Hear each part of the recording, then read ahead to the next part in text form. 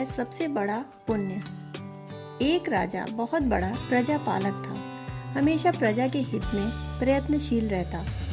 वह इतना कर्मठ था कि अपना सुख, ऐशो आराम सब छोड़कर सारा समय जन कल्याण में ही लगा देता था। यहाँ तक कि जो मोक्ष का साधन है अर्थात भगवत भजन, उसके लिए भी वह समय नहीं निकाल पाता। एक दिन राजा वन की तरफ भ्रमण करने के लिए जा रहा था।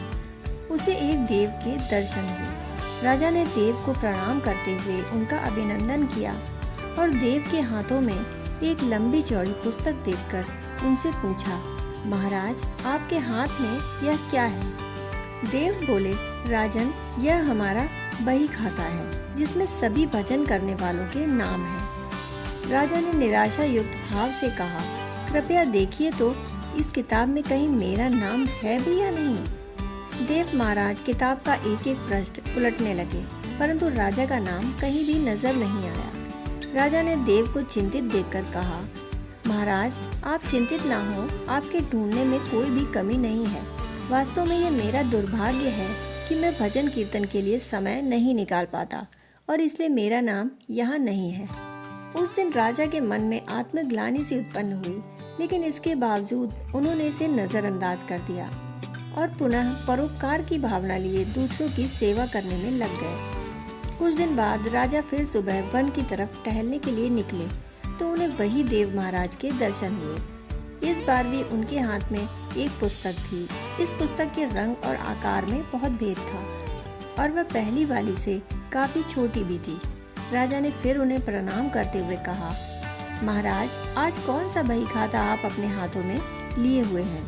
देव ने कहा, राजन आज के बही खाते में उन लोगों का नाम लिखा है जो ईश्वर को सबसे अधिक प्रिय हैं। राजा ने कहा, कितने भाग्यशाली होंगे वे लोग, निश्चित ही वे दिन रात भगवत भजन में लीन रहते होंगे। क्या इस पुस्तक में कोई मेरे राज्य का भी नागरिक है? देव महाराज ने बही खाता खोला और ये क्या, पहले पन्ने पर पहला नाम राजा का ही था। राजा ने आश्चर्यचकित होकर पूछा, महाराज मेरा नाम इसमें कैसे लिखा हुआ है? मैं तो मंदिर भी कभी कभार ही जाता हूँ। देव ने कहा, राजन इसमें आश्चर्य की क्या बात है? जो लोग निष्काम होकर संसार की सेवा करते हैं, जो संसार के उपकार में अपना जीवन अर्पण करते हैं, जो लोग मुक्ति का लोक भी त्याग कर प्रभु के निर्बल संतानों की सेवा सहायता में अपना योगदान देते हैं, उन त्यागी महापुरुषों का भजन स्वयं ईश्वर करता है।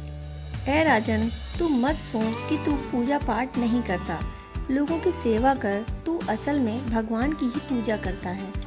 परोपकार और निस्वार्थ लोक सेवा किसी भी उपासना से बढ़कर है। देव ने वेदों का उदाहरण देते हुए कहा, कर्म करते हुए 100 वर्ष जीने की इच्छा करो तो कर्म बंधन में लिप्त हो जाओगे। राजन, भगवान दीन दयालु है, उन्हें खुशामद नहीं भाती बल्कि आचरण भाता है। सच्ची भक्ति तो यही है कि परोपकार करो, दीन दुखियों का हित साधन करो, अनाथ, विधवा, किसान व निर्धन आज अत्याचारियों से सताए जाते हैं, इनकी यथाशक्ति सहायता और सेवा करो, यही परम भक्ति है। राजा को आज देव के माध्यम से बहुत बड़ा ज्ञान मिल चुका था और अब राजा भी समझ गया कि परोपकार से बड़ा कुछ भी नहीं और जो परोपकार करते हैं वही भगवान के सबसे प्रिय होते हैं।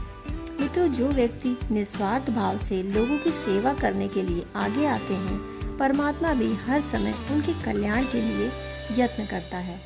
हमारे पूर्वजों ने कहा भी है, परोपकाराय पुण्याय भवति, अर्थात दूसरों के लिए जीना, दूसरों की सेवा को ही पूजा समझकर कर्म करना, परोपकार के लिए अपने जीवन को सार्थक बनाना ही सबसे बड़ा पुण्य है।